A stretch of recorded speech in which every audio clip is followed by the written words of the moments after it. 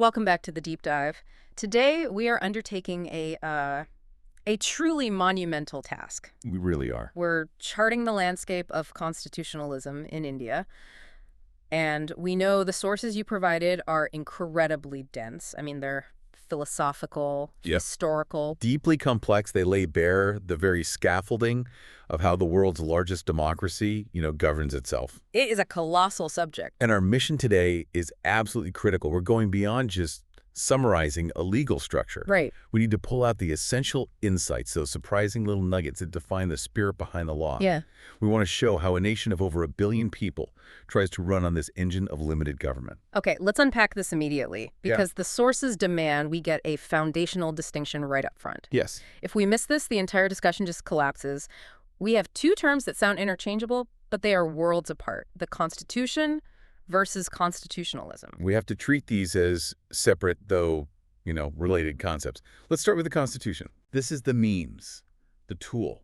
It's the specific legal document, usually written and codified. The physical thing. The physical thing. It contains the explicit rules, the structural blueprint, and all the operational guidelines for how the government machinery actually works. It's the tangible framework. The bony skeleton of the state. Exactly. It defines what can be done. And then you have constitutionalism. Which is the goal. It's the guiding star. It's the underlying ideology, the deeper values, the core beliefs of the people. So it's the spirit that gives that skeleton life. And most importantly, it's the mechanism that defines and enforces limits on state power. What's so fascinating here is the counterintuitive insight the sources give us, this idea of presence versus absence. Right, because it teaches us that you can absolutely have the values, the philosophy of constitutionalism without a single written document called the Constitution. The classic example being the United Kingdom. The classic example. The UK doesn't have one single codified document.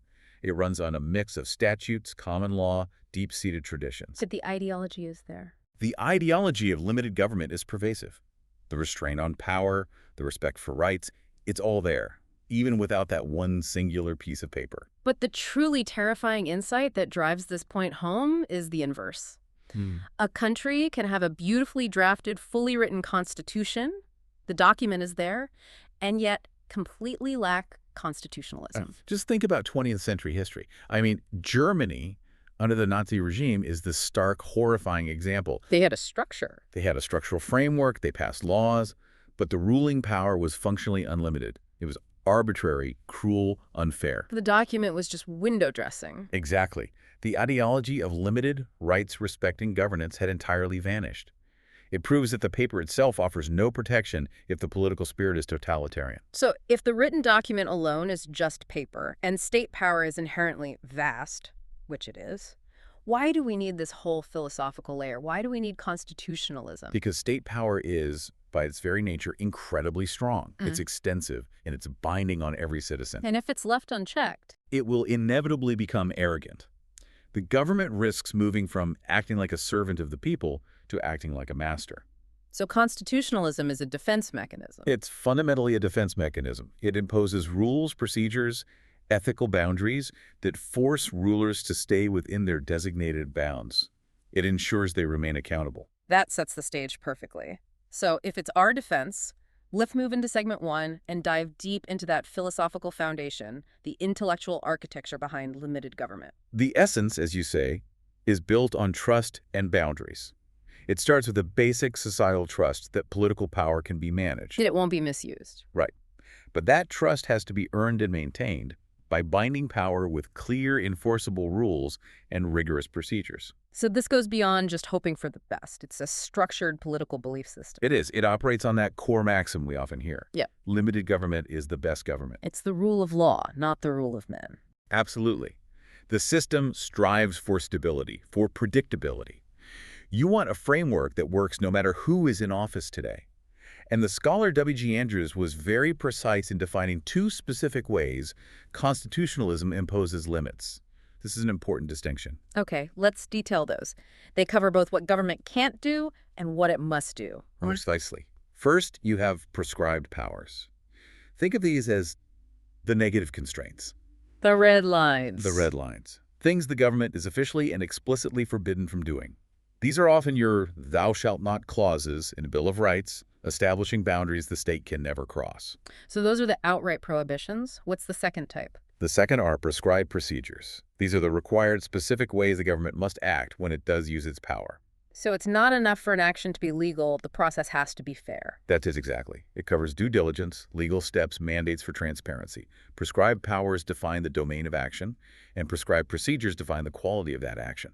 And to make sure those limits actually stick, the system demands a radical sharing of power. Yes, constitutionalism is inherently designed to decentralize. You want to prevent the dangerous accumulation of power in any one place. Well, you fracture it. You deliberately fracture it and share it among different organs, the legislature, the executive, the judiciary. And this isn't for efficiency, it's a mechanism of control. They are structured to check and balance each other. Creating an internal tension that protects the population. That's the goal. Now, what I found really insightful in the sources were W.G. Andrews' 4 consensus points. This pulls the discussion out of the purely legal realm and puts it firmly into sociology. It's the essential, often overlooked insight. You can have the best laws in the world, but if a society can't achieve a broad consensus on these 4 points, the whole system is at risk. So the first consensus needed is on the fundamental structure itself. Yes.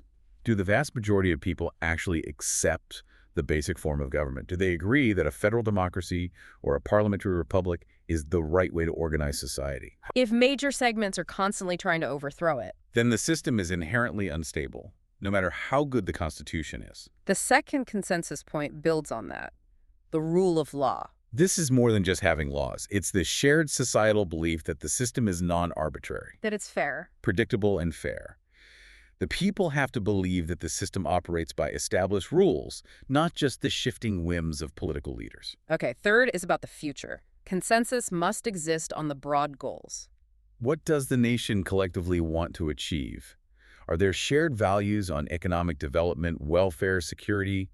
If major parts of society are pulling in fundamentally opposite directions, Then the government can't really govern toward any coherent end. it becomes paralyzed. And the fourth point handles the day-to-day friction of democracy.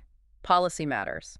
Constitutionalism needs society to have accepted ways like elections, legislative debate, to resolve differences on specific policies. Without the whole government collapsing every time there's a disagreement. Exactly. If every political argument threatens the state's existence, the social consensus has failed. So this highlights that the ideology is only as strong as the social contract underneath it.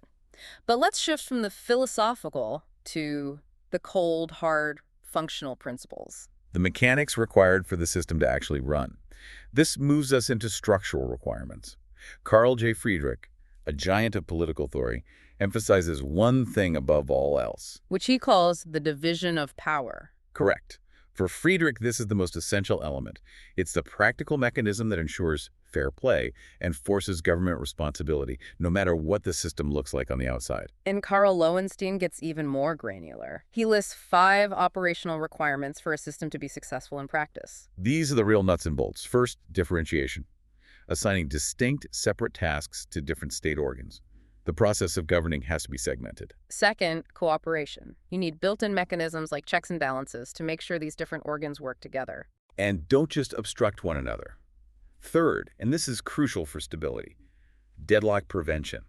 Having clear ways to stop friction between power holders from grinding the government to a halt. Because friction is inevitable. It is. Successful systems have lubricants built into the structure. Fourth, the principle of peaceful change. A required, accepted method for amending the Constitution without resorting to violence or revolution. And finally, the non-negotiable. Liberties. The mandatory protection of fundamental rights is the ultimate test. Without an enforceable way to protect individual freedom from the state, the government is by definition unlimited, and constitutionalism just ceases to exist. Okay, that completes our theoretical gold standard. Now, let's pivot hard to segment 2 and see how India, facing its own incredible history and diversity, took this theory and translated it into reality through its specific structural choices. This is where theory meets practice on a massive scale. And before we detail the 8 features, it's worth connecting back to the last abstract requirements from the sources. Pinnock and Sumith emphasized that a constitution must be a tool for future development. It can't be a static relic. Exactly. And they stress the complexity of power organization, both horizontally, legislature, executive, judiciary, and vertically. The relationship between the central government and the states. Yes, India had to solve that vertical problem immediately because of its vast size. And S.R. Bhansali reinforces that for India, constitutionalism is a fortress, ensuring democratic principles are preserved against political pressures. And the authors of our main source say flat out, constitutionalism in India is a reality, not a myth. Supported by a dense and specific structure.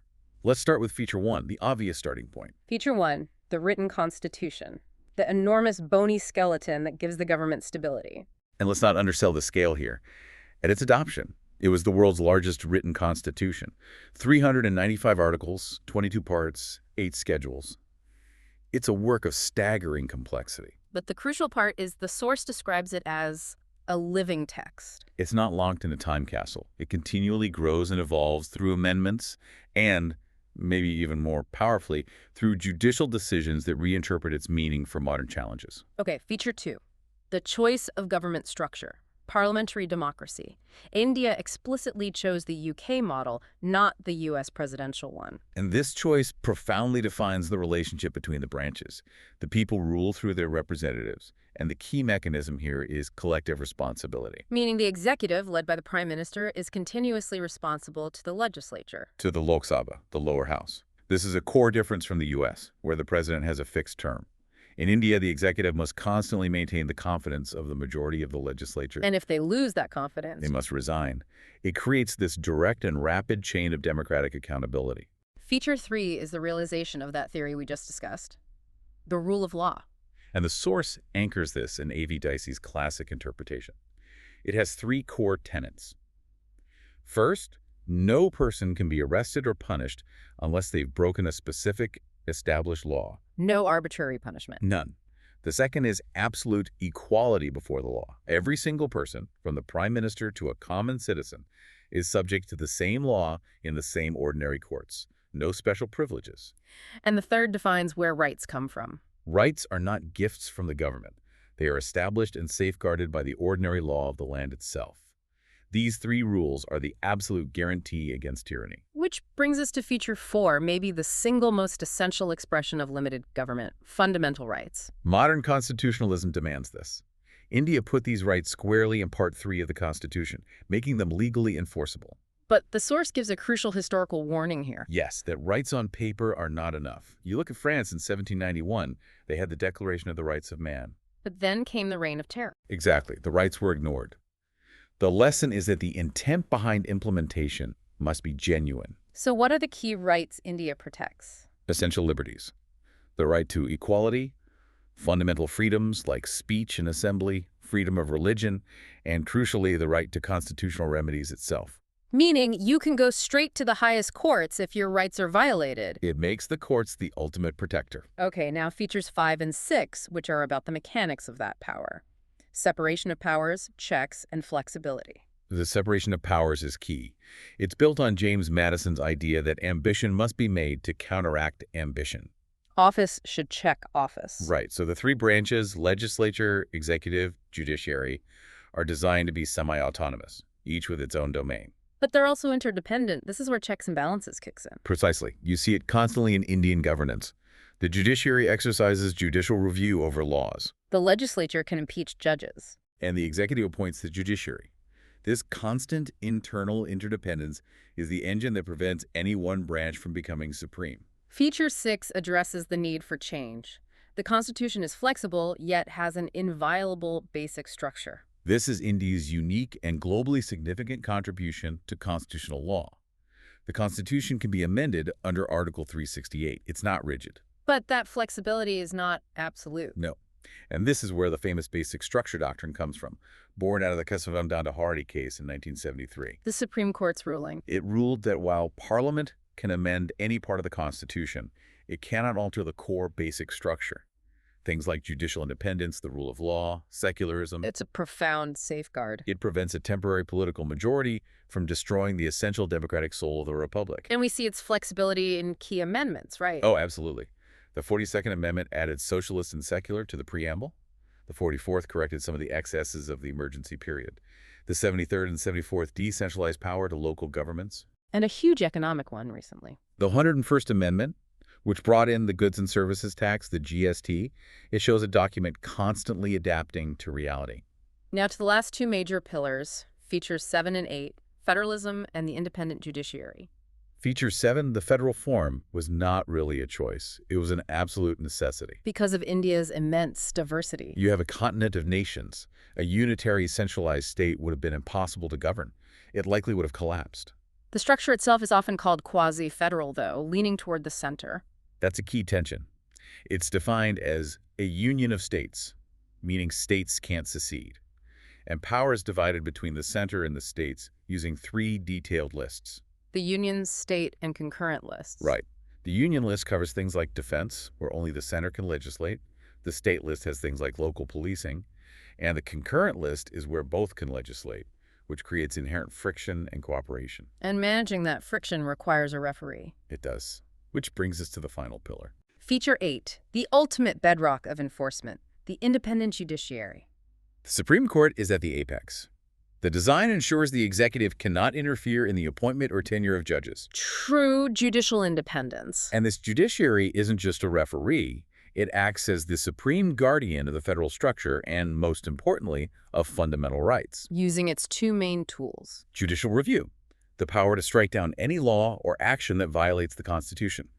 And second, judicial activism, often through public interest litigations or PILs. Which allows any citizen to approach the court on behalf of a public cause. Making justice accessible to everyone.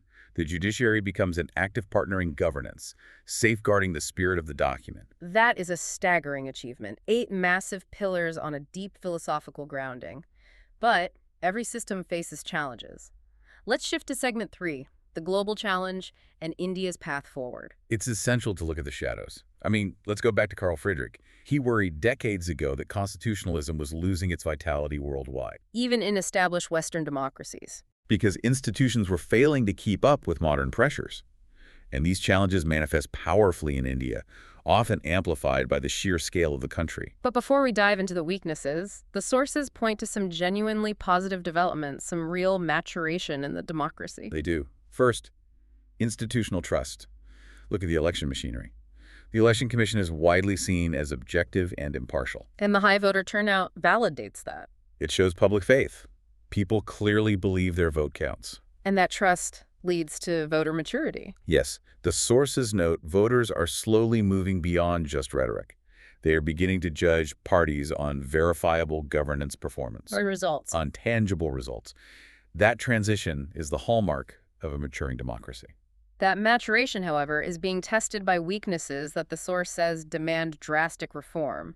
What's the most urgent challenge cited? The first and most debilitating is the criminalization of politics. The trend of people with serious criminal records getting into legislatures. Yes. The source insists drastic, uncompromising reforms are needed to stop this. When the lawmakers are also lawbreakers, the foundation of the rule of law is just.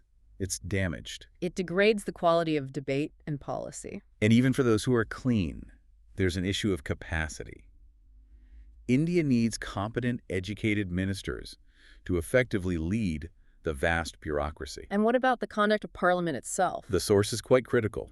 While the specialized committees do good work, the general sessions often waste crucial time with political arguments, what the source calls haranguing. So not enough substantive policy discussion. Exactly. The time of the highest legislative body needs to be optimized for governance, not just constant political conflict. Now let's turn to the judiciary, because we've established its heroic role, but there's another side to that coin. A profound systemic crisis. On one hand, yes, it's the foremost protector, using tools like judicial activism and PILs. But it's also suffering from a crisis of capacity, isn't it? The massive backlog. That's the tragic tension. The enormous backlog of cases, we're talking millions, is choking the system.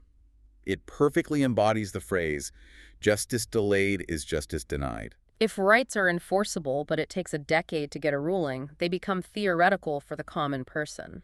The judiciary desperately needs structural reform. But it is important to note where the system is succeeding outside the political branches. Absolutely. We have to praise the independent institutions. Bodies like the CAG, the government's financial watchdog, the UPSC, which maintains integrity in civil service recruitment, and the Election Commission. They performed excellently. They've been crucial bulwarks, preserving the nonpartisan spirit of the Constitution. But the bureaucracy below them still has gaps. Yes, the All India Services, the IAS and IPS, need to rediscover their impartial federal identity. And state-level bureaucracy needs massive improvements in training and motivation. We also have to address what the source calls the colossal harms: internal security and ethical erosion. These are existential threats. On the security front, the state needs to improve how it handles challenges like Naxalism, terrorism, and communal disharmony. These things cause colossal damage to the fabric of the nation. And finally, we come back to the corrosive effect of the corruption cycle. This isn't just about money, is it? It's about trust. Acute, endemic corruption is cited as severely damaging the government's image, and the consequence is profound. When citizens view their government as corrupt, they stop cooperating. They stop paying taxes, following regulations. They stop believing in the system's legitimacy. Yeah.